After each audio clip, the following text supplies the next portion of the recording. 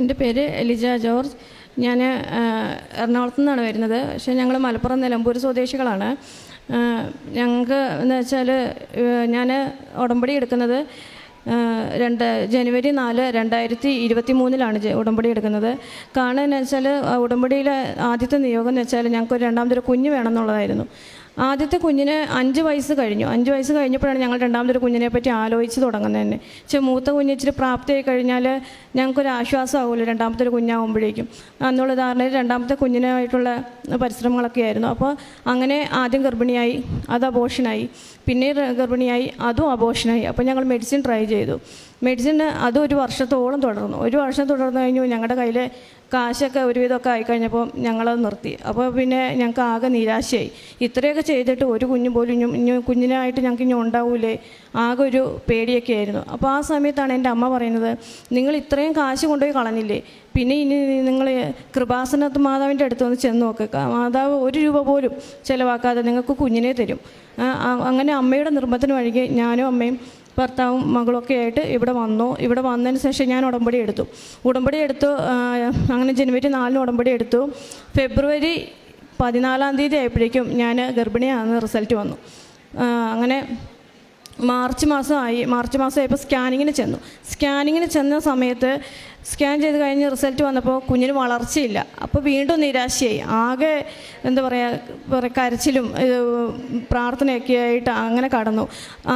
അതിൻ്റെ പിറ്റേന്ന്, അതായത് സ്കാൻ ചെയ്തതിൻ്റെ പിറ്റേന്ന് ഞങ്ങൾ ആ റിസൾട്ടുമായിട്ട് നേരെ പോകുന്നത് കൃപാസനത്തിലോട്ടാണ്. ഓടി വന്ന് മാതാവിൻ്റെ ഈ നടയിൽ റിപ്പോർട്ട് വെച്ച് പ്രാർത്ഥിച്ച ശേഷം അന്ന് ഒരു വ്യാഴാഴ്ചയാണ്. അപ്പം ജോസഫ് അച്ഛൻ ഉണ്ടാവില്ല എന്നറിയാം. പക്ഷെ എന്നാൽ പോലും ഞങ്ങളിവിടെ വന്ന് പ്രാർത്ഥിച്ചു പോകാൻ നേരത്ത് അവിടെ ബ്രദർ ഇരിപ്പുണ്ട്, കൊച്ചച്ഛൻ ഇരിപ്പുണ്ട്. കൊച്ചച്ഛനെ കണ്ടു.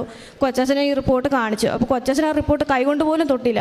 കൊച്ചച്ഛൻ പറഞ്ഞതെന്ന് വെച്ചാൽ, നിങ്ങൾ എന്തിനാ ഈ റിപ്പോർട്ട് കൊണ്ട് നടക്കുന്നത് വെച്ചാൽ, നിങ്ങൾക്ക് കുഞ്ഞിനെ തരുന്നത് ഈശോയും മാതാവും കൂടിയാണ്. അവർ ഈ കുഞ്ഞിനെ നിങ്ങൾക്ക് തന്നില്ലെങ്കിൽ അവർക്കാണ് ആകെ നാണക്കേട്. അതുകൊണ്ട് നിങ്ങൾ ഈ റിപ്പോർട്ട് കൊണ്ട് ഇനി നടക്കണ്ട, ഈ റിപ്പോർട്ട് നിങ്ങൾ കളഞ്ഞേക്കാൻ പറഞ്ഞു. പിന്നെ അതായത് ആ സ്കാനിങ്ങിൻ്റെ റിപ്പോർട്ട് ഞങ്ങൾ പിന്നെ തൊട്ടിട്ടില്ല. അത് കഴിഞ്ഞ ശേഷം ആ ഞായറാഴ്ച, അതായത് വ്യാഴാഴ്ച ഇവിടെ വന്നു പ്രാർത്ഥിച്ചത് ആ ഞായറാഴ്ച വെളുപ്പിനെ ഞാൻ രാവിലെ ടോയ്ലറ്റിൽ പോയി കഴിഞ്ഞപ്പോഴാണ് മനസ്സിലായത് ബ്ലീഡിങ് തുടങ്ങി എന്നുള്ളത്. ബ്ലീഡിങ് തുടങ്ങി എന്നെ അഡ്മിറ്റാക്കി. അങ്ങനെ അതൊരു ഞായറാഴ്ച ആയതുകൊണ്ട് ഞാൻ അഡ്മിറ്റായ ഹോസ്പിറ്റലിൽ സ്കാനിങ്ങിന് ഡോക്ടറില്ല. പിറ്റേന്നാണ് ഡോക്ടർ വരിക. അപ്പോൾ ഡോക്ടർ വന്നു, സ്കാൻ ചെയ്തപ്പോൾ റിസൾട്ട് വന്നു. കുഞ്ഞിന് യാതൊരു കുഴപ്പമില്ല, കുഞ്ഞിന് ഹാർട്ട് ബീറ്റ് ഉണ്ട്, കുഞ്ഞിനൊരു കുഴപ്പമില്ല എന്ന്. അതൊരു വല്ലാത്തൊരു അത്ഭുതമായിരുന്നു. അപ്പോൾ അതുവരെ വിശ്വാസക്കുറവുണ്ടായിരുന്നു ഞങ്ങൾക്ക്. അതൊരു വലിയൊരു വിശ്വാസമായിരുന്നു. കാരണം വെച്ചാൽ കുഞ്ഞിനെ ഞങ്ങൾക്ക് കിട്ടൂല എന്ന് വിചാരിച്ച് ആകെ തളർന്ന് ഞങ്ങൾ കുഞ്ഞിനെ കിട്ടുമെന്നായപ്പോൾ ഞങ്ങൾക്ക് ഭയങ്കര സന്തോഷമായി. അപ്പം ആ സമയത്ത്, അതായത് ഞാൻ ഉടമ്പടി എടുത്ത് ഇവിടെ വന്ന ശേഷം എന്ന് വെച്ചാൽ വീട്ടിലിരുന്നായാൽ പോലും ഞാൻ ഉടമ്പടി പ്രാർത്ഥന ചെല്ലുമ്പോൾ വയറ്റിൽ തൈലം പൂശി കുരിശ് വരയ്ക്കുമായിരുന്നു. ആ ഒരു വിശ്വാസം തുടർന്നു. അതായത് റിസൾട്ട് വന്നു, കുഞ്ഞിന് ഒരു കുഴപ്പമില്ല, ഹാർട്ട് ബീറ്റ് ഉണ്ടെന്ന് മനസ്സിലായി കഴിഞ്ഞ ശേഷം ഞാൻ എന്താണെന്ന് വെച്ചാൽ എൻ്റെ കൊന്തയിൽ ഉടമ്പടി കാശുരൂപം കയ്യിലിട്ടു. ഉറങ്ങുമ്പോഴും നടക്കുമ്പോഴും എല്ലാ കാശുരൂപം ഞാൻ കയ്യിൽ വെച്ച് അങ്ങനെ കൊണ്ട് നടന്നു. ഞാൻ എന്താ പറയുക, ടോയ്ലറ്റ് അങ്ങനെയൊക്കെ പോകുമ്പോഴും മാത്രമേ അത് ഊരി വെക്കാറുള്ളൂ. അല്ലാതെ എപ്പോഴായാലും ഉടമ്പടി കാശുരൂപം എൻ്റെ കയ്യിൽ തന്നെ ഉണ്ടായിരുന്നു. അങ്ങനെ അതെല്ലാം കഴിഞ്ഞു. കുഴപ്പങ്ങളൊന്നും കൂടാതെ തന്നെ ഫെബ്രുവരി ഗർഭിണിയായെങ്കിലും ഒക്ടോബർ 20 ആയപ്പോഴേക്കും അമ്മ മാതാവ് ഞങ്ങൾക്ക് ഒരു കുഞ്ഞിനെ നൽകി തന്ന് അനുഗ്രഹിച്ചു. അതിലേറ്റവും ഉപരി എന്താണെന്ന് വെച്ചാൽ, ഞാൻ ഉടമ്പടി എടുത്തപ്പോൾ പ്രാർത്ഥിച്ചത്, മാതാവെ ഞങ്ങൾക്ക് ഒരു പെൺകുഞ്ഞുണ്ട്, തമ്പുരാൻ വഴി പെൺകുഞ്ഞ് തന്നിട്ടുണ്ട്, ഒരു ആൺകുഞ്ഞ് വേണമെന്നായിരുന്നു ഞങ്ങളുടെ ഏറ്റവും വലിയ പ്രാർത്ഥന. അപ്പം എനിക്ക് CS ആയിരുന്നു. CS ചെയ്തുകൊണ്ടിരിക്കുമ്പോൾ തന്നെ കുഞ്ഞിനെ പുറത്തെടുത്തപ്പം അവർ എന്നോട് കുഞ്ഞെന്നാന്ന് പറഞ്ഞില്ല. പക്ഷെങ്കിൽ പോലും എനിക്കറിയാം എനിക്ക് അമ്മ തരുന്നത് ഒരു ആൺകുഞ്ഞായിരിക്കും എന്ന് എനിക്ക് ഉറപ്പുണ്ടായിരുന്നു.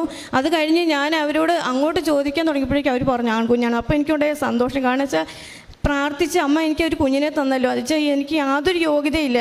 കാരണം വെച്ചാൽ എൻ്റെ പ്രാർത്ഥന അമ്മക്ക് ഈശോയുടെ സന്നിധി സമർപ്പിച്ച് എനിക്കൊരു കുഞ്ഞിനെ തന്നതിന് ഒത്തിരി നന്ദി പറഞ്ഞു ആ നിമിഷങ്ങളിൽ.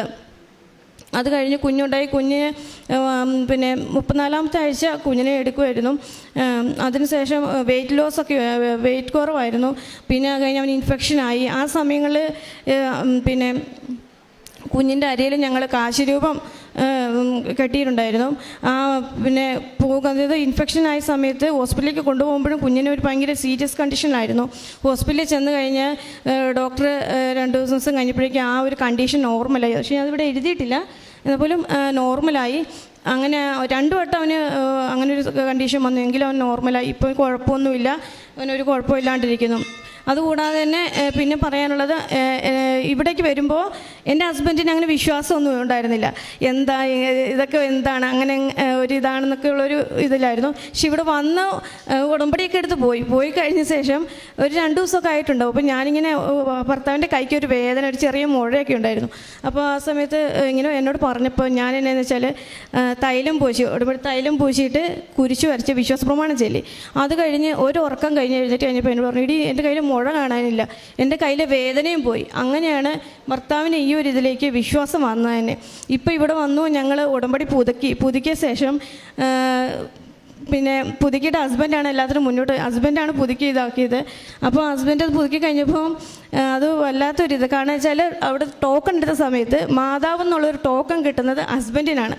അത് ഹസ്ബൻഡിന് വല്ലാത്തൊരു അത്ഭുതമായി. ഇപ്പോഴും ആ ഒരു അത്ഭുതം, അതായത് ആ ഒരു വിശ്വാസം പുള്ളിയുടെ കയ്യിൽ നിന്ന് ഇപ്പോഴും പോയിട്ടില്ല. ആ വിശ്വാസം ഇപ്പോഴും എന്താ പറയുക, വിശ്വസിക്കാൻ പറ്റുന്നില്ല മാതാവ് സ്വന്തം കയ്യിൽ വന്നു എന്നുള്ളത്. എനിക്ക് ഉറച്ച വിശ്വാസമുണ്ട് മാതാവ് ഇച്ഛൻ്റെ കൂടെ തന്നെയുണ്ട്. ഇനി മുന്നോട്ടുള്ള ജീവിതത്തിലും മാതാവും ഈശോയും കൂടെ ഉണ്ടാവുമെന്നുള്ള ഉറച്ച വിശ്വാസത്തോടെ ഞങ്ങൾ പോവുകയാണ്. എന്തായാലും ഞങ്ങൾ ആഗ്രഹിച്ച പോലെ ഒരു ആൺകുഞ്ഞിന് അമ്മ മാതാവും അനുഗ്രഹിച്ചതിന് ഈശോയ്ക്കും മാതാവിന് 1000 നന്ദി. മൂത്ത കുഞ്ഞിന് എത്ര വയസ്സുണ്ട്? മൂത്ത കുഞ്ഞിന് ഇപ്പോൾ 9 വയസ്സായി. 9 വയസ്സ്. നമുക്ക് കരങ്ങളടിച്ച് കർത്താവിൻ്റെ നാമം മഹത്വപ്പെടുത്താം. സാക്ഷ്യം വ്യക്തമാണ്. ഈ കുഞ്ഞിന് 8 വയസ്സുള്ളപ്പോഴാണ് പ്രഗ്നൻ്റ് ആവുന്നത് അല്ലേ? അതെ, 8 വയസ്സുള്ളപ്പോഴാണ് പ്രഗ്നൻ്റ് ആവുന്നത്. 2 തവണ അബോർഷനായി പോയി. പിന്നെ വേറെന്തെങ്കിലും ബുദ്ധിമുട്ട് ഡോക്ടേഴ്സ് പറഞ്ഞായിരുന്നോ കൺസീവ് ആവാൻ? ഹസ്ബൻഡിന് ചെറിയൊരു ഇതുണ്ടെന്ന് പറഞ്ഞു, പക്ഷെ അത്രയല്ല എങ്കിലും നമുക്ക് ട്രൈ ചെയ്യാമെന്ന് പറഞ്ഞാണ് മെഡിസിൻ അങ്ങനെ തുടർന്നുകൊണ്ടിരുന്നത്. 1 വർഷത്തോളം കഴിച്ചിട്ടും കൺസീവ് ആവുന്നുമില്ല. പക്ഷെങ്കിൽ കാശ് അത്രയും പോയതും വെച്ചും അങ്ങനെ ഇരിക്കുന്നതാണ് ഈ ഒരു അവസ്ഥയിൽ ഇവിടെ വരുന്നത് തന്നെ. ഇപ്പോൾ കൃപാസനത്തിലെ മരിയൻ ഉടമ്പടിയുടെ വലിയൊരു ഫീച്ചർ എന്ന് പറയുന്നത് സമയച്ചുരുക്കമാണ്. അപ്പോൾ ഈ സഹോദരി പറഞ്ഞത് ഇപ്രകാരമാണ്, ജനുവരിയിലാണ്, ഏത് വർഷമാണ്? 2023 ജനുവരി 4-നാണ് ഉടമ്പടി എടുക്കുന്നത്. എന്നാണ് കൺസീവ് ആയത്? പിറ്റേ മാസം ഫെബ്രുവരി 14, അതായത് 1 മാസം അല്ലേ, 10 ദിവസം കൂടെ കഴിഞ്ഞപ്പോൾ. ഈ ഉടമ്പടിയുടെ ഫീച്ചർ എന്ന് പറയുന്നത് അതായത് സമയച്ചുരുക്കത്തിന് മാതാവാണ്. അതെ, അതായത് 2 തവണ അബോർഷനായി പോയി. കുഞ്ഞുണ്ടായതിന് ശേഷമുള്ള കാര്യമാണ് പറഞ്ഞത്. പിന്നീട് ഇവർ ട്രീറ്റ്മെൻറ്റ് എടുത്തു എന്ന് പറഞ്ഞു. ട്രീറ്റ്മെൻറ്റ് എടുത്തിട്ടും കൺസീവ് ആയില്ല. അങ്ങനെ ഇരിക്കുകയാണ് കൃപാസനത്തിലൂടെ കടന്നു വന്ന് ജനുവരിയിൽ ഉടമ്പടി എടുത്ത് പ്രാർത്ഥിക്കുന്നത്. നമുക്കറിയാം ഉടമ്പടിയുടെ കാലാവധി എന്ന് പറയുന്നത് 90 ദിവസമാണ്. പിറ്റേ മാസം തന്നെ സഹോദരി പ്രഗ്നൻ്റ് ആയി. അതൊരു കാര്യം കൂടെ പറയാണ്ട്. കാരണം എന്താ വെച്ചാൽ ഞാൻ ഉടമ്പടി എടുത്തു, 90 ദിവസം കഴിഞ്ഞു. അത് ഏപ്രിൽ 4-ാം തീയതി അല്ല 5-ാം തീയതി വെളുപ്പിനെ ഞാൻ മാതാവിനെ കാണുകയാണ്. അത് എന്താ വെച്ചാൽ അത് വല്ലാത്തൊരു അനുഭവമായിരുന്നു. വെച്ചാൽ എനിക്ക് ബെഡ് റെസ്റ്റ് പറഞ്ഞു. ഇപ്പോൾ ഞാൻ പറഞ്ഞല്ലോ കുഞ്ഞിന് വളർച്ചയില്ല, അത് കഴിഞ്ഞു പിന്നെ കുഞ്ഞ് വളർച്ചയുണ്ട് കുഴപ്പമില്ല എന്ന് പറഞ്ഞെങ്കിലും ബെഡ് റെസ്റ്റ് പറഞ്ഞിരുന്നു. ആ സമയത്ത് ഞാൻ കിടക്കണ വെളുപ്പിനെ 2 മണി സമയത്ത് ഞാൻ നോക്കുമ്പോൾ എന്നെ ആരോ തൊട്ട പോലെ എനിക്ക് തോന്നി. അപ്പം ഞാൻ കണ്ണ് തുറക്കുന്ന ആ ഒരു നമ്മൾ മയക്കത്തിലാണല്ലോ, പക്ഷെ എന്നാലും ഇതിൽ നോക്കുമ്പോൾ ഒരു മാതാവിൻ്റെ ട്രാൻസ്പെറൻ്റ് ആയിട്ടുള്ള ഒരു രൂപം, അതായത് പക്ഷേ ആഷ് കളർ ആണെങ്കിൽ പോലും അത് ട്രാൻസ്പെറൻറ്റ് രൂപം മാതാവ് എന്നെ തൊട്ട് കടന്നു പോകുന്നതാണ് ഞാൻ കണ്ടത്. അതായത് എൻ്റെ ഉടമ്പടി തീരുന്നതിൻ്റെ ദിവസം മാതാവ് എന്നെ വിട്ട് പോവുക എന്നാണ് ഞാൻ കണ്ടത്. അതുവരെ മാതാവ് എൻ്റെ കൂടെ തന്നെയുണ്ട്. മാതാവിൻ്റെ കൂടെ വന്ന് കുഞ്ഞിന് യാതൊരു ആപത്തും കൂടാതെ നോക്കി, പിന്നീട് അങ്ങോട്ടായാലും നോക്കി എന്നുള്ളതാണ്. അപ്പോൾ എനിക്ക് മാതാവിനെ മുഖം കാണാൻ പറ്റിയില്ലെങ്കിൽ പോലും എനിക്ക് ഉറപ്പുണ്ട് മാതാവ് എൻ്റെ അടുത്ത് വന്ന് എന്നെ സ്പർശിച്ച് ഒരു കുഴപ്പം കൂടാതെ കുഞ്ഞിനെ തൊട്ടിട്ട് തന്നെയാണ് കടന്നുപോയത്. അപ്പോൾ മരിയൻ ഉടമ്പടിയുടെ 2ാമത്തെ വലിയൊരു ഫീച്ചറാണ് സാന്നിധ്യം എന്ന് പറയുന്നത്. അപ്പോൾ അതും ഈ സഹോദരിക്ക് ലഭിച്ചു. അതുകൊണ്ട് തന്നെ കോംപ്ലിക്കേഷൻ, ഹാർട്ട് ബീറ്റിൻ്റെ വിഷയം വന്നു, വളർച്ചക്കുറവുണ്ടായിരുന്നു. ഇതെല്ലാ വിഷയങ്ങളുണ്ടെങ്കിലും പരിശുദ്ധ അമ്മ തന്ന കുഞ്ഞായതുകൊണ്ട്, അമ്മയുടെ മധ്യസ്ഥയിൽ ലഭിച്ച കുഞ്ഞായതുകൊണ്ട് തന്നെ തീർച്ചയായിട്ടും പരിശുദ്ധ അമ്മയുടെ സാന്നിധ്യം അവസാനം വരെ ഉണ്ടായിരുന്നു. പിന്നെ ഈ സഹോദരിയുടെ ഉള്ളിലുണ്ടായിരുന്നു അതൊരു ആൺകുഞ്ഞായിരിക്കണമെന്ന്. അത് ഉടമ്പടി കാശുരൂപം, അത് കാശുരൂപം ഞാൻ ഒഴിവാക്കിയിട്ടില്ല. കാശുരൂപം എപ്പോഴും എൻ്റെ കയ്യിൽ, അത് കിടക്കുമ്പോഴായാലും നടക്കുമ്പോഴായാലും എപ്പോഴും കാശുരൂപം എൻ്റെ കയ്യിൽ ഇങ്ങനെ കൊന്തയിൽ കെട്ടിയിട്ട് ഞാൻ എപ്പോഴും നടക്കുമായിരുന്നു. മരിയൻ ഉടമ്പടി വഴിയായിട്ട് ഈ കുടുംബത്തിൽ ലഭിച്ച എല്ലാ അനുഗ്രഹങ്ങൾക്കും ഒരിക്കൽ കൂടി കരങ്ങളടിച്ച് നമുക്ക് ദൈവപിതാവിന്റെ നാമം മഹത്വപ്പെടുത്താം. അത്യപൂർവ ദൈവാനുഭവങ്ങൾ ഇനി നിങ്ങൾക്കും സ്വന്തം. ഈ യൂട്യൂബ് ചാനൽ ഇതുവരെ സബ്സ്ക്രൈബ് ചെയ്തിട്ടില്ലെങ്കിൽ ഇപ്പോൾ തന്നെ സബ്സ്ക്രൈബ് ചെയ്യുക. ഈ വീഡിയോ ഇപ്പോൾ തന്നെ നിങ്ങളുടെ സുഹൃത്തുക്കൾക്ക് ഷെയർ ചെയ്തുകൊണ്ട് കർത്താവിൻ്റെ പ്രേക്ഷിതരാകുക.